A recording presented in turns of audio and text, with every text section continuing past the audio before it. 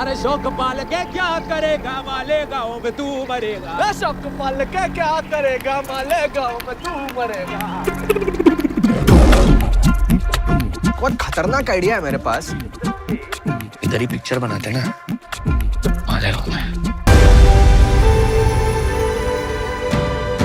We're here with the team of Superboys of Malegaon. So we have Reema Kakti, Adarsh Gaurav, Zoya Akhtar and Ritesh Sidwani. Welcome to Big Bollywood Buffs and welcome to London. Thank you. Now, the film premiered yesterday at the BFI Film Festival, which is such a prestigious film festival.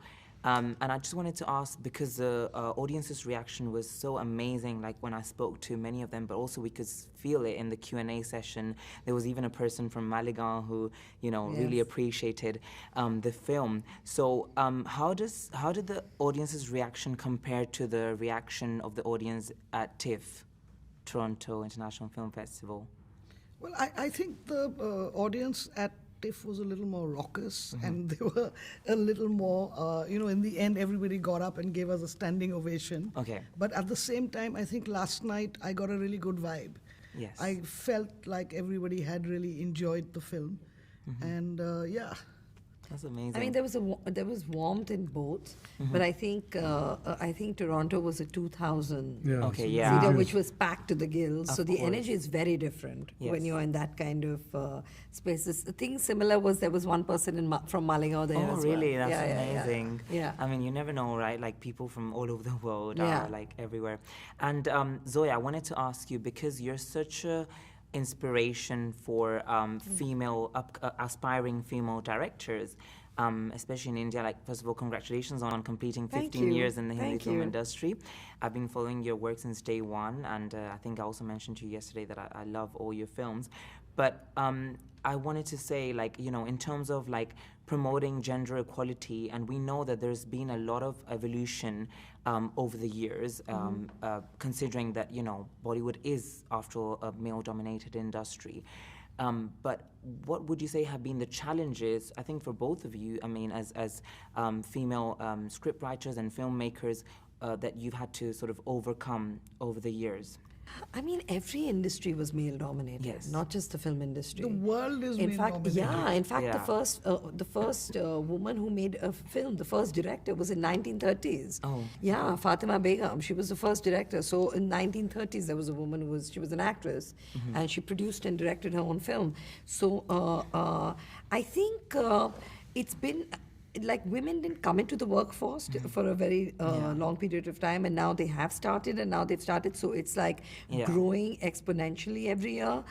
It's still not there, but you can see it happening. I think also there's in the film industry, I didn't.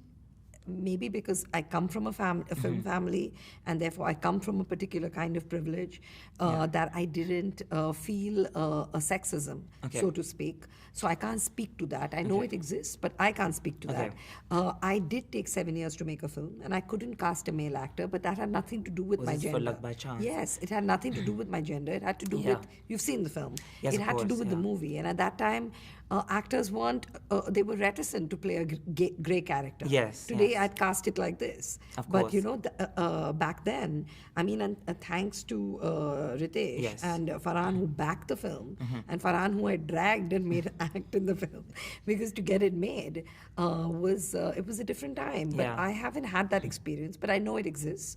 But it's just, it's getting better. It's getting better. Yeah. And of course, you had some challenges which you faced, as you said, for the casting of Luck by Chance. But then after the film did so well and was so critically acclaimed, Right. I think like everybody wanted to work with you, right? Like, I mean, of course, it's difficult sometimes to get the casting right. There are other sort of like challenges and stuff. Even for Dil Dhadakne Do, I believe, like, casting the siblings together and I believe your initial like choice for that was probably Ranveer and Kareena, but then things changed. But I think at the end of the day, like, what the final product is, what we see is so amazing, and the audiences don't always know what the challenges are. So Ritesh, I wanted to ask you, because you've always supported, like, you've backed films, whether it's Excel Entertainment and Tiger Baby, you've both backed films which have been so unconventional in like storytelling. and which is amazing. And London is such a important hub for Bollywood and the Hindi film industry. So can we see you maybe in future, like sort of producing more films that have an unconventional narrative and attending film festivals in other European countries, let's say, for example, in Italy or in Spain? I mean, it depends on the script, right? I mean, you constantly don't want to do the same thing. So, I mean, conventional, not conventional, commercial, not commercial, not commercial. I mean, when we did our first film, right, Dil Chahta Hai. Yes. I mean, at that point, there were no multiplexes in that country, and everybody who was associated with the film and making it absolutely loved it. But when we screened it for people before it released, some of the traditional distributors thought that what kind of a movie is this? Okay. You know?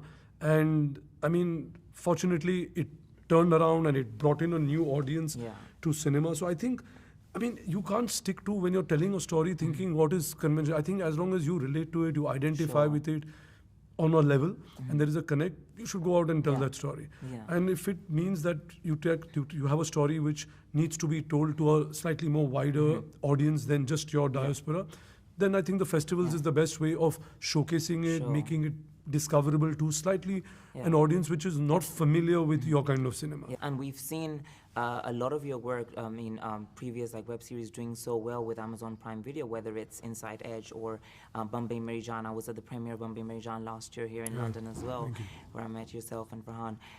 Now, Adarsh, I wanted to ask you, so playing this character, you know, must have been quite challenging, but also there must have been a lot of prep work that you had to do. Like you went to Malegaon, you spent a few months there with Nasir, right? So what else, I mean, did you sort of have to do to get into the skin of the character? I think playing any character for me is very challenging because I try to go as far away as I can from who I am. Anyway, but I think that with Nasir Bhai the idea was also to understand the essence of him, not necessarily mimic him. Yes, there was a part of it which, you know, comprises of understanding his externality, the way he walks maybe a little bit, and maybe his rhythm of speaking is slightly faster than the way others speaks. But I think it was more to do with where he comes from, why he decided to make films, his childhood, people from his life, and that was my preparation. That's amazing. And I think you played the character so beautifully. I think, you know, everyone loved you. Like, we could feel it in the audience's reactions. And what I probably resonated with the most was I loved the fact that, you know, you really promoted friendship, but also chasing your dreams against all odds. That was like one of the key messages. And, you know, this passion that he had, the character, for filmmaking, regardless, like, you know, just against all odds. And it was just amazing to see that. So thank you so much for your time here today. Thank you. And here's wishing you all the very best for Superboys of Malegaon. Thank you. Thank you.